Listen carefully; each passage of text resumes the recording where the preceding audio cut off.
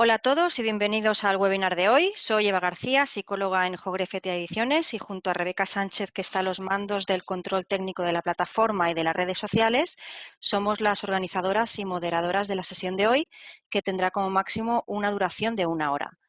Hoy contamos con María Oyola, que la podéis ver en pantalla.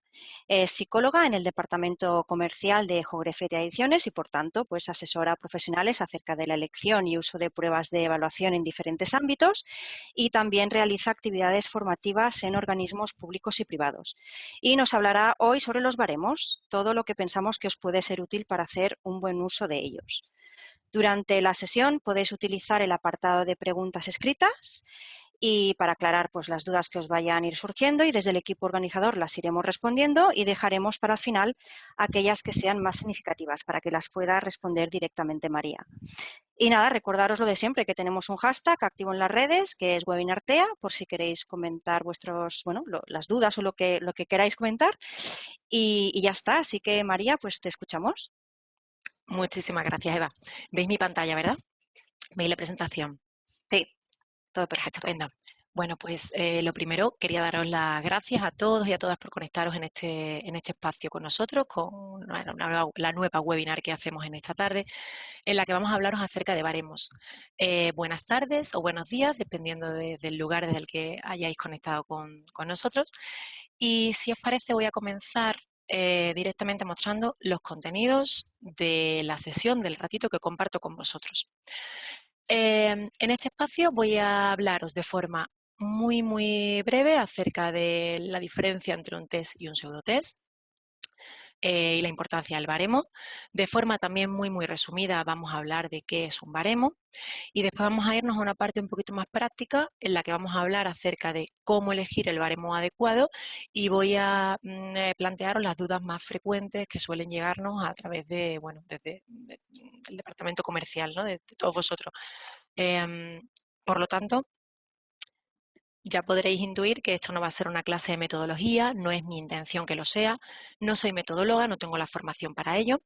Como os decía mi compañera Eva en la presentación que hacía de la webinar, soy psicóloga consultora desde hace muchos años ya en Jogrefetia Ediciones. Lo que hacemos es acompañar al profesional en la elección y el uso adecuado de nuestros test. En este espacio quiero, como os decía, resolver las dudas que soléis trasladarnos aquí a la delegación de Sevilla, desde la que yo os hablo, o de cualquiera de las delegaciones que tenemos a nivel nacional, como usuarios de nuestras pruebas, y evidentemente a las relacionadas con el uso adecuado de los baremos. Como os decía, voy a comenzar hablando un poco del test y del pseudotest. Bueno, un pseudotest es un conjunto de preguntas que no tiene propiedades psicométricas. A veces son muy atractivos, son fáciles de conseguir, en principio nos dan mucha información en poco tiempo, de forma muy sencilla, pero es importantísimo que sepáis que en el proceso de construcción de un test se sigue un procedimiento sistematizado y estandarizado. Hay que saber diferenciarlos y utilizar siempre un test real, un test como os digo, tenga detrás una serie de características. Para desenmascararlos, estas 4 preguntas podéis haceros. Esta prueba que tengo delante tiene normas de aplicación, corrección e interpretación recogidas en un manual. Todo profesional que utilice la prueba lo aplicará de la misma manera, hará de la misma manera la corrección y tiene acceso al manual para hacer una correcta interpretación. Tengo disponibles estudios de validez y estudios de fiabilidad de esta prueba que tengo delante. Es decir, estoy segura de que, o seguro de que el test mide lo que dice medir y de que lo hace de forma estable y fiable. Y por último, y aquí enlazamos con la tarde de hoy, la prueba tiene baremos amplios y representativos, tiene baremo adecuado. Y vamos a entrar ya en qué es un baremo. La evaluación es un ejercicio de comparación. Cuando digo que alguien es alto o bajo, lo digo con respecto a otros. Cuando yo hago una evaluación con un test psicológico, lo que tengo son una serie de datos que nos indican cómo es la persona evaluada en comparación con otras. Cuando utilizo el test, necesito conocer cómo se sitúa esta persona que estoy evaluando con respecto a otras de edades y de características similares. Comparamos la puntuación que se obtiene al aplicar el test y al hacer la corrección con un grupo amplio de personas que nos sirven de referencia. Ese es el baremo. En el proceso de tipificación de un test, lo que hacemos es recoger casos que doten al instrumento de significado psicológico al permitir comparar la puntuación que obtenga la persona evaluada en un momento concreto con las de una muestra representativa de la población. Y los estudios realizados con esta finalidad van a materializarse en uno o en varios baremos. El objetivo de la tipificación es obtener, por lo tanto, un conjunto de datos que sean suficientemente amplios y representativos para elaborar baremos que sean adecuados para mi población. Resumiendo muy mucho, tipificar consiste en conseguir muestras representativas, pues con respecto a edad, sexo, zona geográfica, nivel de formación, etcétera, etcétera, etcétera. Después de esto, además, se llevan a cabo para la construcción de un test, pues imaginaros, estudios de validación adecuados, estudios de estabilidad temporal, fiabilidad. El proceso de tipificación pues puede conllevar unos 2 años como mínimo aproximadamente. Elaboramos un plan de muestreo que sea adecuado con el objetivo de tener muestra adecuada. Es muy importante que la muestra de tipificación sea adecuada porque de esto van a depender los análisis estadísticos que nos van a dar lugar posteriormente al baremo. La muestra sobre la que voy a llevar a cabo la tipificación tiene que representar de la forma más adecuada a la población para la que se ha diseñado ese test. Esta muestra tiene que ser amplia y heterogénea. Tiene que ser amplia, tenemos que recoger cantidad suficiente de datos para asegurar la robustez y la estabilidad de los baremos resultantes. Y debe ser heterogénea, pues como os decía, ya he hecho hincapié antes, debe representar la diversidad de las variables relevantes de esta población. Hay una serie de variables que tenemos en cuenta en la recogida de la muestra, pues la edad, como os decía antes, edad, sexo, nivel de formación, lengua principal, área geográfica.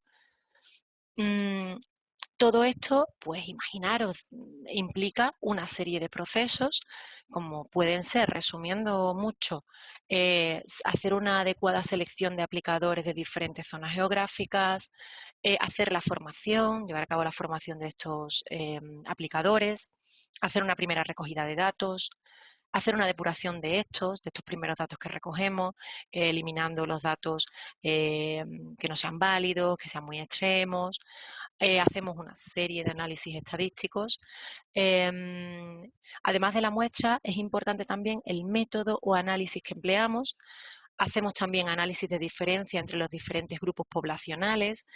Si hay diferencias significativas, esto da lugar a publicar diferentes baremos, a generar diferentes baremos, y etcétera, etcétera. Como os digo, todo esto resumiendo muy mucho. El resultado que vamos a obtener es un baremo, que tiene que ser representativo de nuestra población, que tiene que ser completo y que tiene que ser robusto. El baremo nos permite transformar puntuaciones sin significado, es decir, puntuaciones directas que obtenemos tras la aplicación, la persona realiza el test, se aplica la plantilla de corrección y obtenemos una puntuación. La puntuación directa, esta nunca es interpretable. El baremo nos permite transformarlas en otras con una serie de propiedades estadísticas conocidas, que son las puntuaciones transformadas, las PT. Y aquí, aunque no sea exactamente baremo, me gustaría hacer un paréntesis para hablaros de las escalas transformadas. Muchas veces nos encontramos en las delegaciones comerciales, las psicólogas y los psicólogos consultores, que nos pedís asesoramiento acerca de qué prueba es la más adecuada bueno, aquí llegáis directamente tenemos contacto con profesionales de todos los ámbitos, escolar, clínica, recursos humanos. Nos solicitáis asesoramiento para la elección adecuada de una prueba determinada y antes de hacer la compra, os paráis y nos preguntáis, bueno, esta prueba en qué puntuación me arroja, ¿no? El resultado en qué puntuación voy a poder analizarlo, voy a poder tenerlo. Me manejo muy bien con las puntuaciones S, pero no con los percentiles, o al contrario, yo necesito un percentil porque yo la puntuación típica peor. Por eso quería hacer este breve paréntesis, para hablaros de forma pues también muy breve acerca de las escalas transformadas. Os presento aquí un perfil de resultados de la prueba que obtenemos tras la aplicación de la prueba PMAR. PMAR es una prueba para la evaluación de aptitudes de nuestro catálogo. Vais a ver siempre nuestros perfiles Pues una primera parte donde tenéis las actitudes o las variables que estamos midiendo, que estamos explorando. A continuación, la PD, que os recuerdo que era la puntuación directa, una puntuación no interpretable. Y a continuación tenemos la puntuación transformada. En nuestros perfiles vais a ver siempre, a pie de perfil, la escala típica que estamos utilizando, con la que tenemos la puntuación, la media y la desviación típica. Como os decía, con el baremo podemos comparar la puntuación directa que obtiene la persona con otras obtenidas por un grupo amplio de individuos que tiene características similares a esta persona que estamos evaluando, ¿no? Que era la comparación con el baremo. Y vemos en qué medida esa puntuación es igual, mayor o menor que la del grupo. Los percentiles son diferentes, porque no son una puntuación típica, es una ordenación, es una escala ordinal. Pero si manejamos puntuaciones típicas, como sería este caso, lo importante es que conozcamos siempre la puntuación, la media, la puntuación con la que estamos trabajando, la media y su desviación típica. Todas las puntuaciones son equivalentes. Una puntuación típica puede convertirse de una escala a otra y todas expresan lo mismo, las distancias a la media en desviaciones típicas. La escala típica es un tipo de puntuación, de otra manera, que expresa el número de unidades típicas respecto a la media. Según nos alejamos de la media, tenemos puntuaciones más significativas y menos frecuentes. Os dejo aquí la imagen de la campana de Gauss porque la tengáis presente, que seguro que la teníais en mente, donde tenemos la distribución normal de la población. Esta sería la media y tenemos aquí pues, los saltos en desviaciones típicas. El grueso está en la primera desviación típica, arriba y por abajo, y según nos alejamos en desviaciones típicas, pues tenemos puntuaciones menos frecuentes y más significativas. Volviendo al perfil, tenemos una puntuación, tenemos diferentes puntuaciones en una escala típica S con media 50 y desviación típica 20. Con esto ya sabemos que todas las puntuaciones que estén en más menos una desviación típica de la media, es decir, más menos 20 de 50, entre 30 y 70, serían puntuaciones que se encuentran en la franja media, junto a la media. Según nos alejemos, puntuaciones más significativas. Que no estoy cómodo con una puntuación S porque habitualmente no es lo que suelo manejar. Os dejo aquí.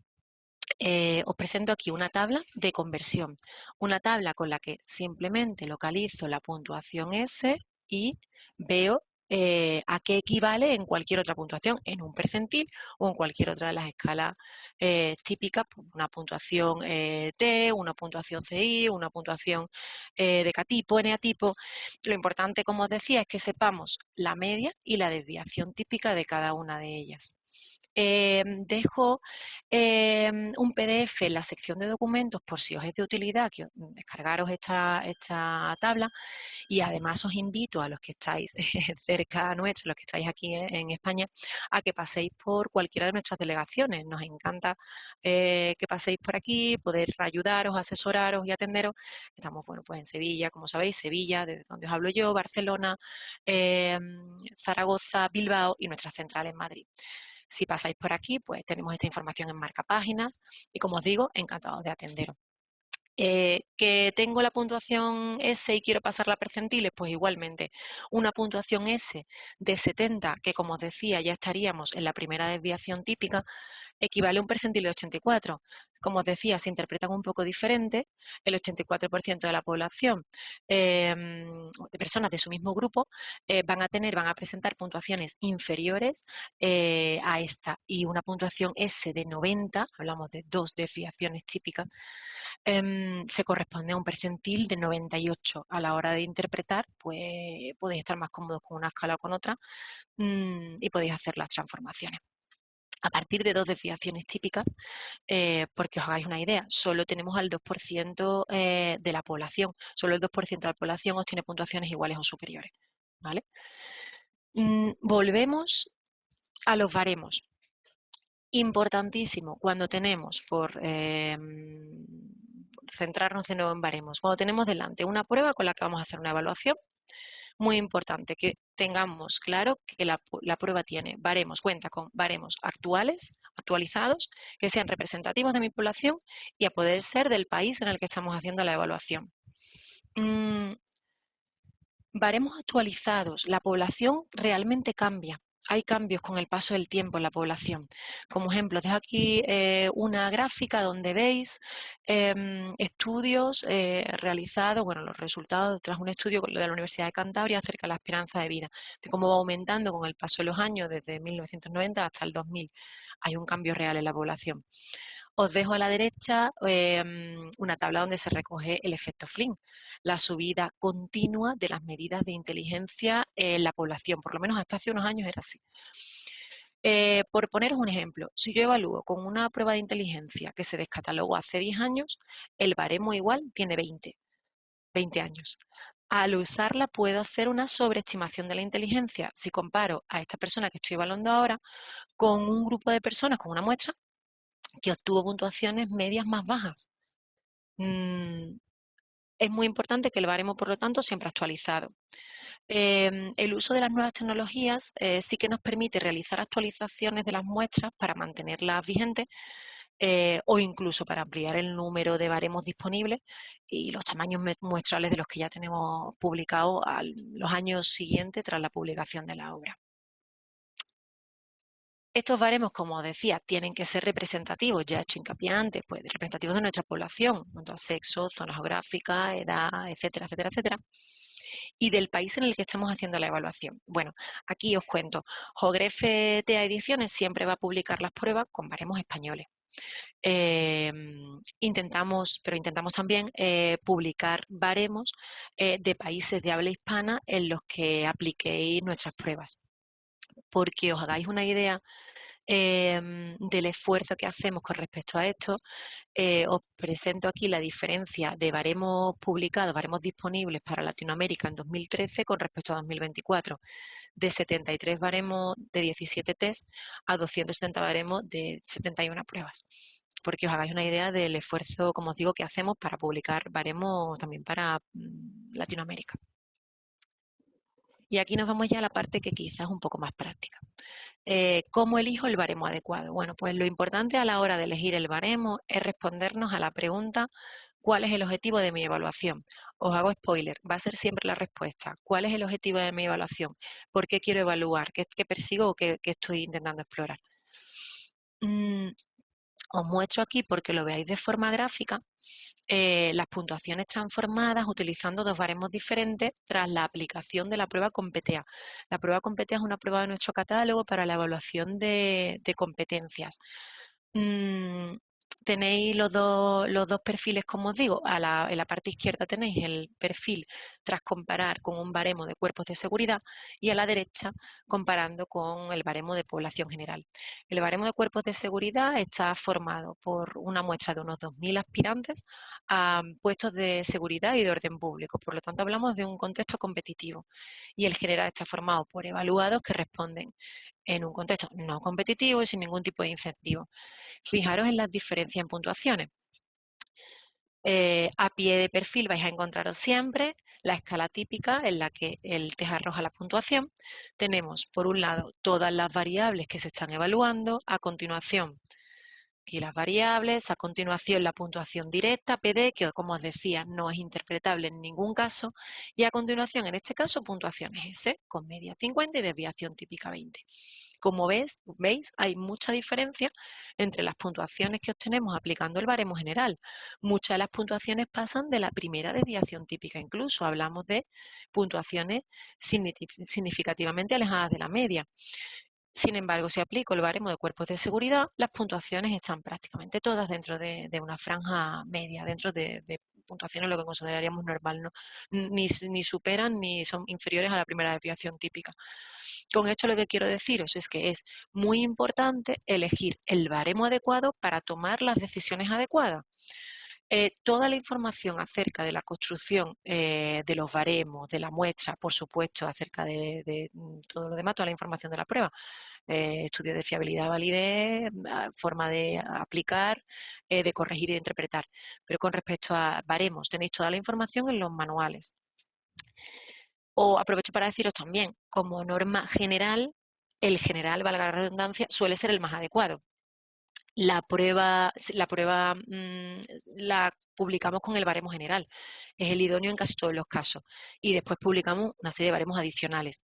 Si aplicamos con PTA en un proceso selectivo, por supuesto que tiene sentido aplicar el baremo de selección.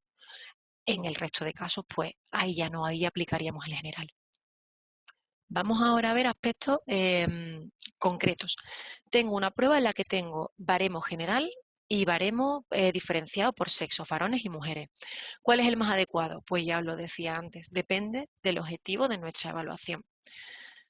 Pero tenéis que tener en cuenta, por un lado, el baremo general se publica balanceando, se crea balanceando el número de personas de cada sexo.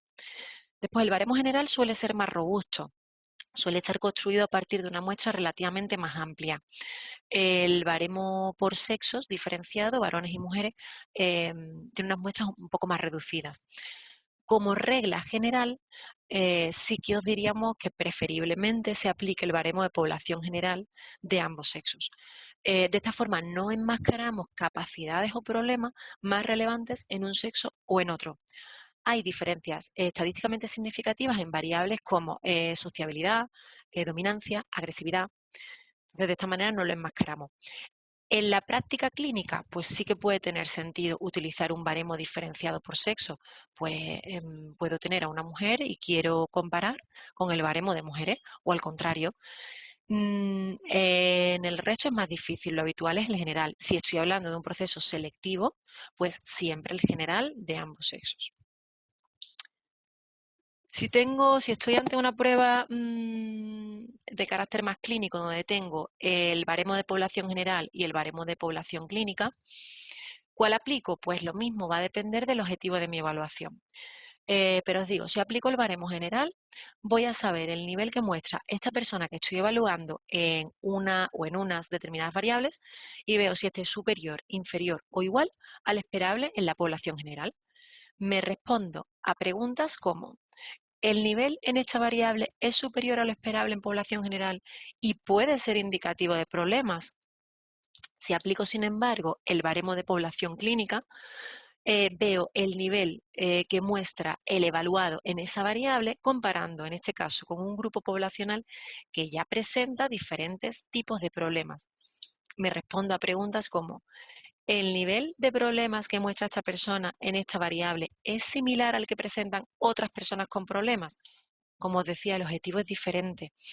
Por un lado, identificamos, si aplicamos por una parte, si aplicamos el baremo de población general, identificamos posibles problemas. Si aplicamos el baremo de población clínica, una vez detectados estos problemas, valoro la intensidad que tienen estos. De nuevo, para ejemplificaros, os muestro aquí dos perfiles obtenidos tras la aplicación de la prueba LSB, una prueba de nuestro catálogo para evaluación de sintomatología, comparando con dos baremos diferentes. A la izquierda el baremo de población clínica, a la derecha el baremo de población general. Tenemos toda una serie de escalas que contempla la prueba, la puntuación directa no interpretable y en este caso la puntuación la tenemos en percentiles. Fijaos la diferencia. Si evalúo con población general, para esta persona me encuentro con las puntuaciones realmente altas. Si trasladamos una puntuación típica, estamos por encima de las dos desviaciones típicas. Sin embargo, si aplico el baremo de población general, todas las puntuaciones están en una franja media, cercano a la media. ¿Con esto qué quiero deciros? Pues lo mismo que os decía antes, es muy importante elegir el baremo adecuado si no queremos tomar decisiones erróneas o si queremos acertar en nuestras decisiones tras la aplicación del test. Recomendaciones. Pues nosotros siempre recomendamos utilizar el baremo general y solo en casos particulares aplicaría el baremo clínico. Y siempre de forma secuencial. Si voy a aplicar el baremo clínico por el motivo que sea, aplicamos primero el baremo general y a posteriori el baremo clínico. Me voy ahora a baremos por países, sois muchos los que estáis escuchándonos o viéndonos desde países de Latinoamérica. Como os decía antes, todo lo que publicamos en Jogrefete Ediciones va a tener siempre el baremo general de España, pero sabemos, como os decía, el volumen de usuarios de países de América de habla hispana y si tenemos la posibilidad, pues publicamos baremos por países. Podéis encontraros que a la hora de adquirir el test no tengáis, pues, por ejemplo, el baremo para Colombia, pero meses después sí que lo tengamos disponible. Según pasa el tiempo, con el paso del tiempo, vamos ampliando según tengamos datos significativos para la publicación de baremos, gracias a nuestra amplia red de colaboradores de países de Latinoamérica. Toda esta información pues la vais a tener siempre actualizada, gracias de nuevo a las nuevas tecnologías, a través de la corrección de TEA Corrige, por ejemplo, pues tenéis disponibles los baremos que vamos publicando e información acerca de los baremos, de dichos baremos. Os vais a encontrar también algunas pruebas con baremo, que tienen disponible el baremo general de Latinoamérica, pruebas como Competea, que acabamos de nombrarla antes, pruebas como CTCR. ¿Cuándo lo utilizo? Pues cuando no tengo el baremo específico de mi país o aún teniéndolo, si quiero un punto de comparación más general. De forma muy breve también os presento una tabla, de nuevo porque veáis que vamos ampliando una lista de pruebas para la evaluación de actitudes intelectuales para las que tenemos baremos disponibles de diferentes países de Latinoamérica, pues AIR, BAT7, CREA, EFAI, RP30. Y como os digo, vamos ampliando según tenemos datos significativos para hacerlo. Y lo mismo con pruebas de personalidad y competencias, pues tenéis todo un listado de pruebas, CTI, MESKIT, BIP, COMPETEA, CPS, CTCR, CTCR, etcétera, etcétera. Quería mostraros también, aprovechar este ratito para mostraros también, nos consultáis a veces por la posibilidad de comparar el mismo perfil de resultados con dos baremos diferentes. Y podéis hacerlo con nuestras dos plataformas, tanto con TEA Corrige como con nuestra plataforma ETA Ediciones. Podéis hacerlo sin un coste adicional. Quería mostraros cómo hacerlo sin un consumo de usos y por lo tanto sin un coste, como os digo. TEA Corrige, como sabéis, es nuestro portal para evaluación y corrección con pruebas más vinculadas a la clínica o lo escolar. Podemos hacer una corrección. Una vez corregido y visualizado el perfil de resultados, podemos querer hacer el cambio, como os digo, de baremo y comparar con un segundo baremo. Os muestro cómo lo haríamos. A ver si arranca el vídeo. Dame un segundín. Ahora. Entramos con nuestro correo electrónico y nuestra contraseña y localizamos la prueba para la que ya hemos hecho una corrección y queremos modificar el baremo de comparación.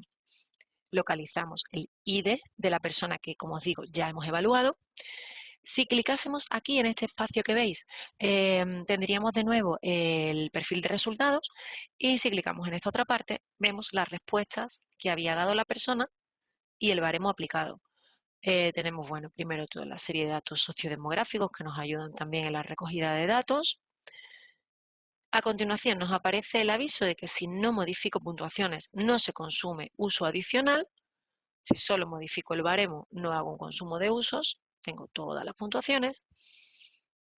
Y aquí veo el baremo. Veis toda la cantidad de baremos disponibles, lo modifico, me voy al final y vuelvo a grabar. Nos vuelve a aparecer el aviso. Sabemos que no nos consume usos. Y volvemos a generar nuestro PDF, ¿vale? Nuestro PDF de resultado. Y lo mismo ocurre con nuestro portal ETA Ediciones. Es un portal para la evaluación, más vinculada con pruebas relacionadas con recursos humanos. Y os muestro cómo lo haríamos. Pues accedemos al portal con nuestro ID y nuestra contraseña. Disculpadme.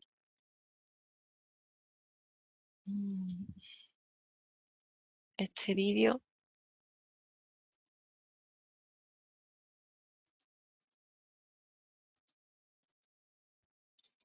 Bueno, pues os quería mostrar también cómo podemos hacerlo en el portal ETA Ediciones, pero ahora no arrancaba el vídeo, disculpadme. Me voy a resultados y en lugar de individuales para visualizarlos, nos vamos a baremo.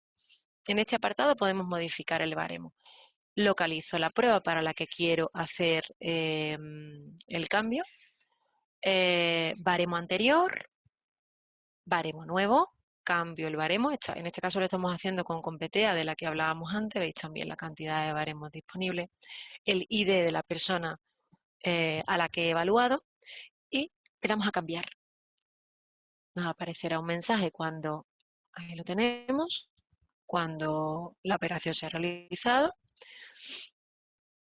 Clicamos sobre volver y a continuación informes individuales. Y aquí solo tengo que localizar el ID de la persona evaluada y vuelvo a abrir el perfil de resultados, el PDF, sin consumir usos adicionales. Y así puedo hacer una comparativa.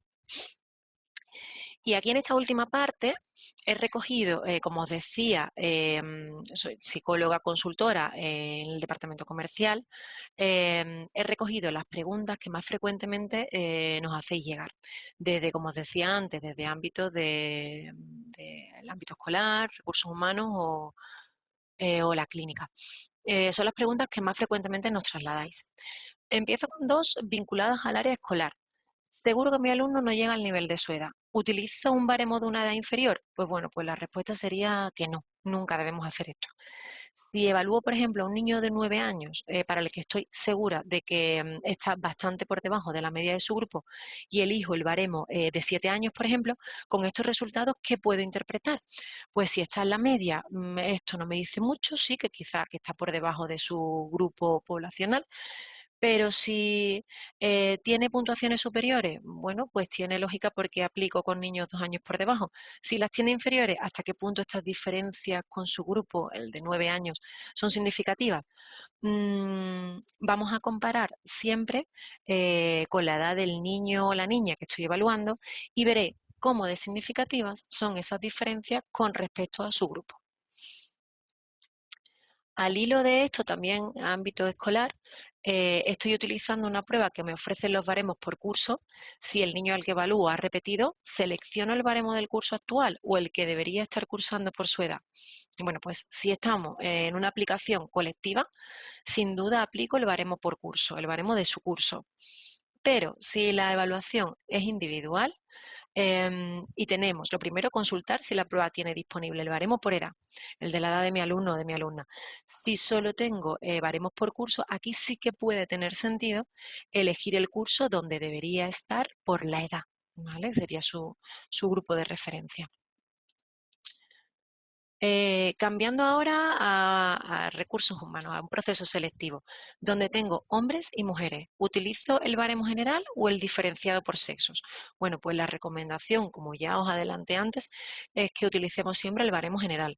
Si tenemos disponible el baremo general en situación competitiva, pues sin duda, perfecto. Y en cualquier caso, el mismo a todos los aspirantes. Esta también es bastante frecuente, sobre todo en la clínica. La prueba que quiero utilizar se puede aplicar a partir de 8 años, 0 meses. La niña a la que quiero evaluar tiene 7 años, 11 meses. ¿Puedo aplicarle la prueba? Bueno, pues debemos aplicar solo en las edades para las que tenemos los baremos publicados. Es verdad que podemos pensar que si el niño está a 2 semanas de cumplir la edad, pues no debe haber mucha diferencia. Pero ¿dónde ponemos el límite? ¿A 1 mes de cumplir la edad? ¿A 2 meses de cumplir la edad? Lo que sí es muy importante es que solo garantizamos la fiabilidad de los resultados que obtengamos al aplicar nuestro test si utilizamos los baremos con los que hemos tipificado la prueba. ¿Vale? Entonces, por lo tanto, la recomendación siempre con la edad a partir de la que tengamos baremo. ¿Hasta cuándo puedo utilizar una prueba que se ha descatalogado? Bueno, pues la respuesta es que una vez descatalogada la prueba, en ningún caso recomendamos su uso. No vamos a descatalogar una prueba ni a publicar nuevas ediciones por motivos comerciales. Lo hacemos solo cuando estamos seguros de que esta prueba queda desfasada, ya sea porque los baremos están obsoletos, ya sea porque las teorías que sustentan la prueba están, pues eso, desfasadas. Y publicamos una nueva revisión cuando garantizamos que objetivamente la calidad de la evaluación va a ser mejor con esta nueva herramienta. Os ponía antes el ejemplo de la prueba de inteligencia, cuando lleva X años descatalogada, pues el baremo otros X años antes y la población ha cambiado. la evaluación puede dar resultados que no son fiables en ese caso, ¿no? Hablando con compañeros del departamento de I+D+I la semana pasada, me hablaban del símil de la tecnología.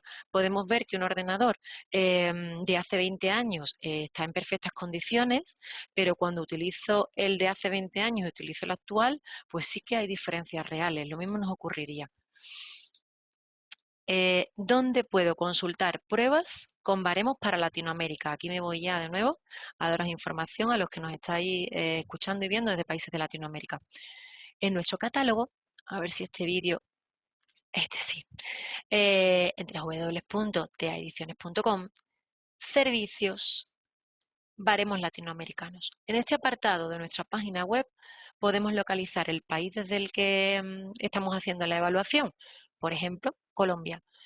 Y directamente tenemos todo el listado de pruebas que tienen baremos para Colombia. ¿Vale?